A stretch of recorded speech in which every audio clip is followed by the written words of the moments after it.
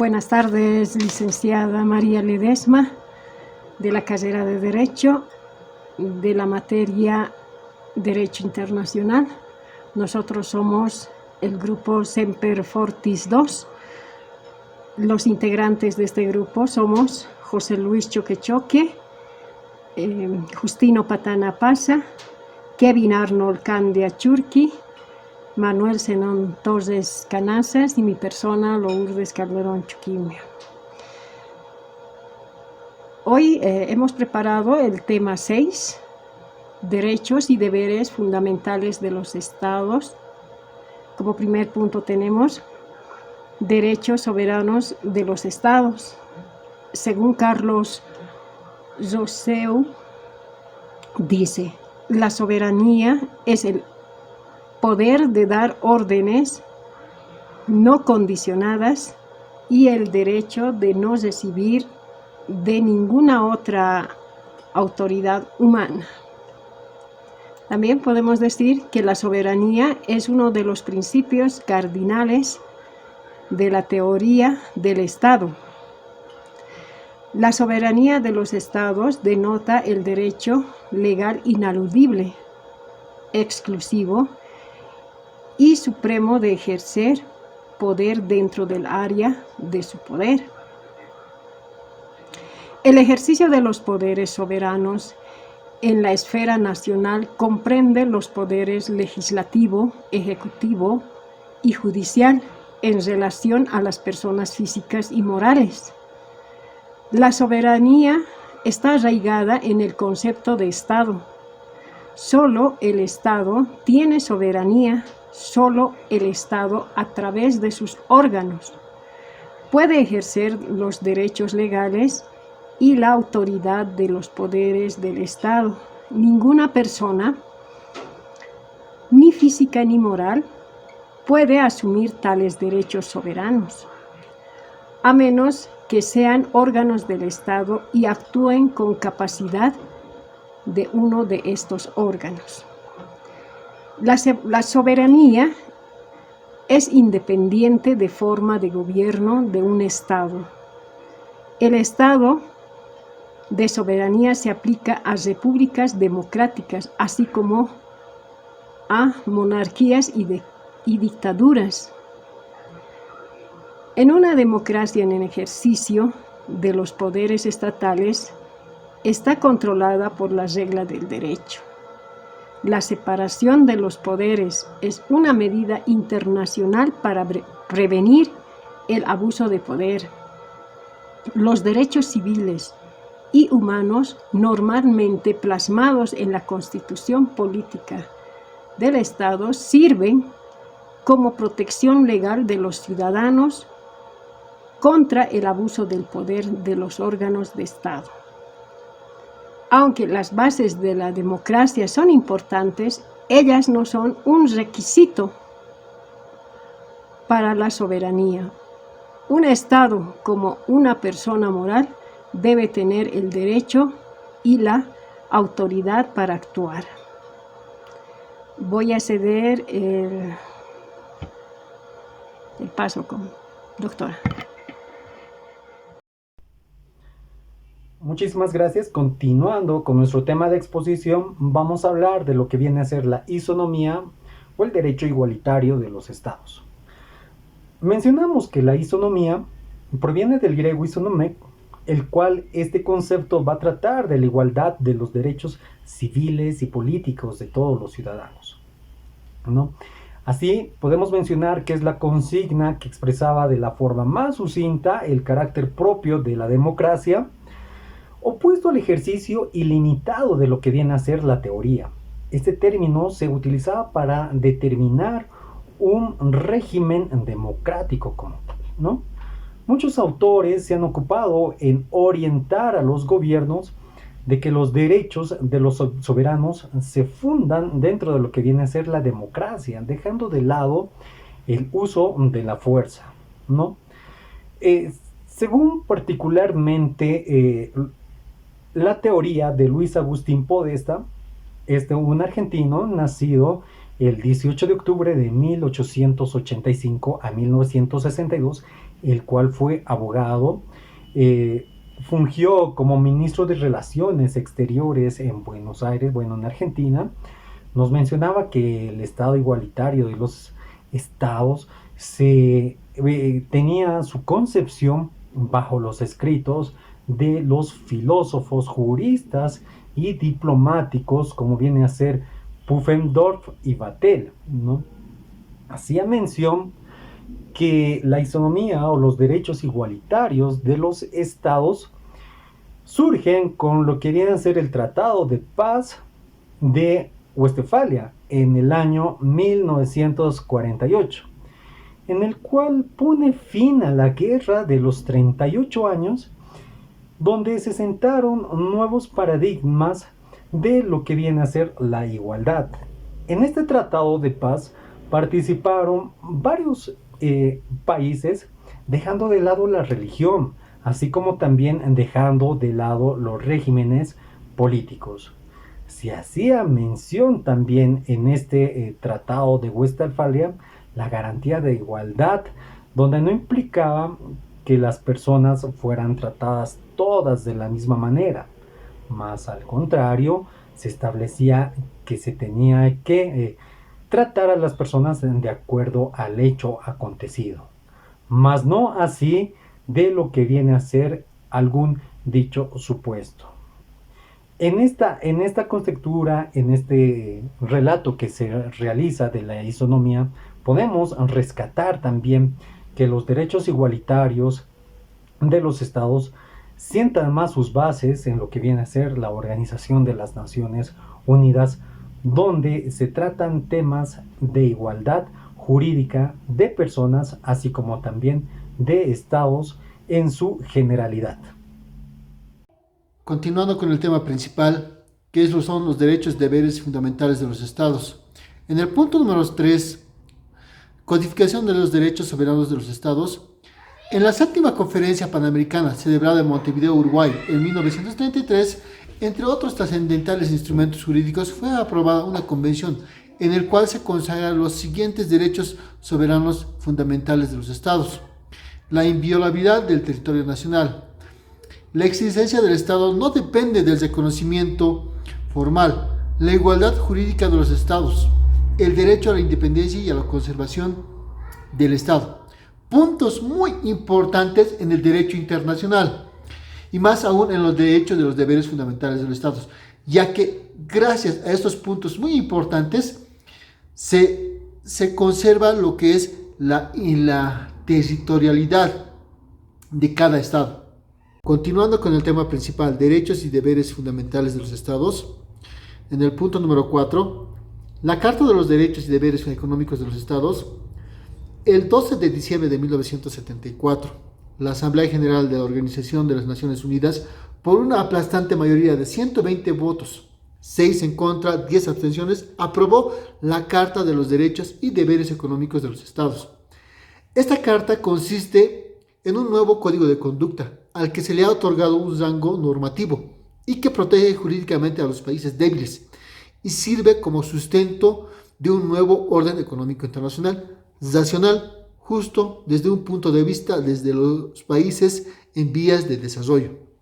Asimismo, declara que un objetivo fundamental de la Carta es promover el establecimiento del nuevo orden económico internacional basado en la equidad, la igualdad, soberanía e interdependencia, el interés común y la cooperación entre los estados sin distinción de sistemas económicos sociales. En nuestro caso, nos da a entender que esta carta tiene la finalidad de promover lo que es la economía, de generar recursos en base a los principios de equidad, igualdad, soberana, interdependencia y el interés común y la cooperación entre otros países.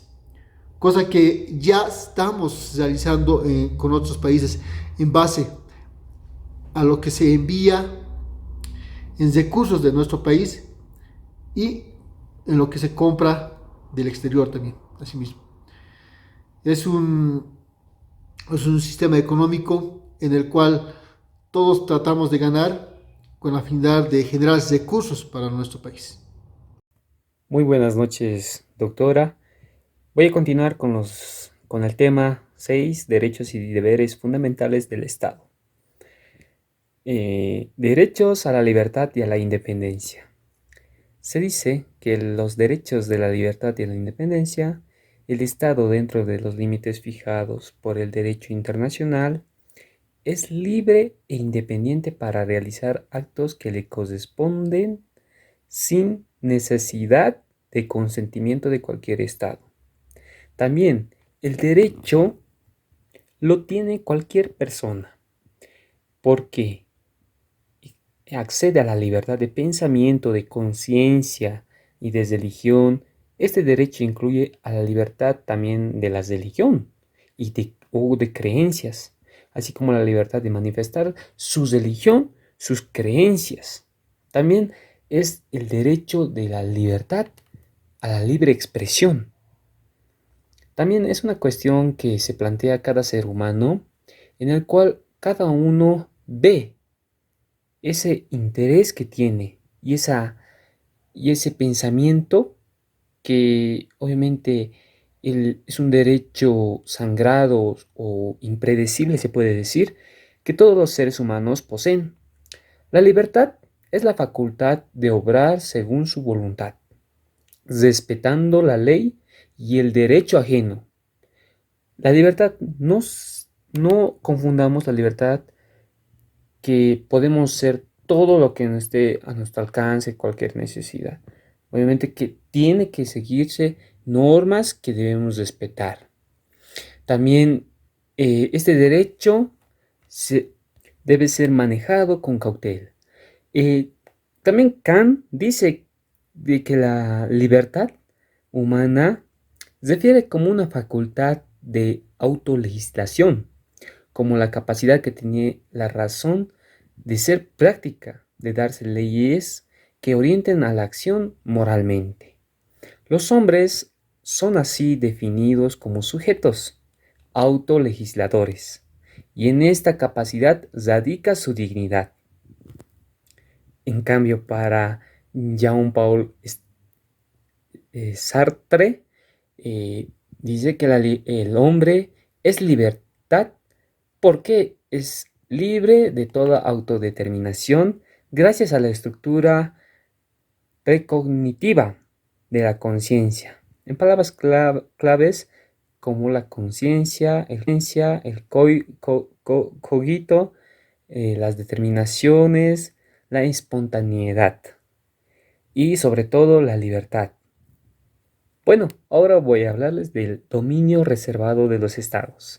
Según el artículo 18 de la Carta de la OEA, consagra: ningún estado o un grupo de estados tiene derecho a intervenir directa o indirectamente, y sea cual fuere el motivo, de los asuntos internos o externos de cualquier otro. Al aspecto existen distintos materiales. Inciso A, material u objetivo. Inciso B, criterio jurídico. Inciso C, criterio político. ¿Qué dice en el material u objetivo? Que admite la existencia de asuntos que por su propia naturaleza forman parte del dominio reservado de los estados, respetando su soberanía interna. En cambio, el criterio jurídico dice: los asuntos reglamentos por el derecho internacional no formarían parte de la jurisdicción doméstica, excepto cuando un gobierno ha suscrito un compromiso internacional con otro u otros gobiernos. ¿Y qué más dice el criterio político? El criterio político dice: podría existir asuntos que en principio serían de los compromisos de exclusiva de los estados, pero que por su importancia y riesgo internacional se interesan más a toda la comunidad jurídica internacional. Es decir, que se preocupan también por el bienestar del dominio preservado de los estados. Eso es lo que nos trata de decir esos dos subtítulos. También va a continuar mi compañero. Bueno, licenciada, compañeros, continuando con la exposición, ¿qué es el derecho a la legítima defensa de un país o Estado? El derecho a la legítima defensa permite a un Estado responder a un ataque militar de otro, pero con proporcionalidad y solo para protegerse. Para protegerse de conductas agresivas, de contraataques, es decir, defender su soberanía nacional. Deberes de los Estados. La Carta de la OEA dedica el capítulo 4 sobre derechos y deberes.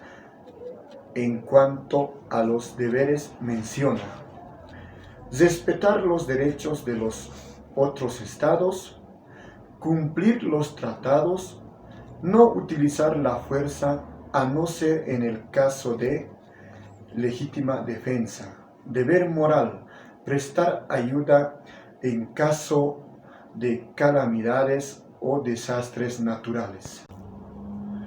Igualdad soberana de los estados. Todos son iguales jurídicamente. Deber de respetar la personalidad de los demás. La integridad territorial e independencia política son inviolables. Derecho de elección del sistema político, social, económico y cultural. Cumplir de buena fe sus obligaciones y vivir en paz. El Estado asume y promueve como principios ético, moral, de la sociedad plural: Amaqueya, Amayuya, Amasúa, no seas flojo, no seas mentiroso, ni seas ladrón. Suma camaña, vivir bien. Construir una sociedad justa y armoniosa, cimentada en la descolonización, sin discriminación ni explotación, con plena justicia social, para consolidar las identidades plurinacionales, garantizar el bienestar, el desarrollo, la seguridad y la protección e igual dignidad de las personas, las naciones, los pueblos y las comunidades, y fomentar el respeto mutuo y el diálogo intracultural, intercultural y plurilingüe. Gracias, licenciada y compañeros.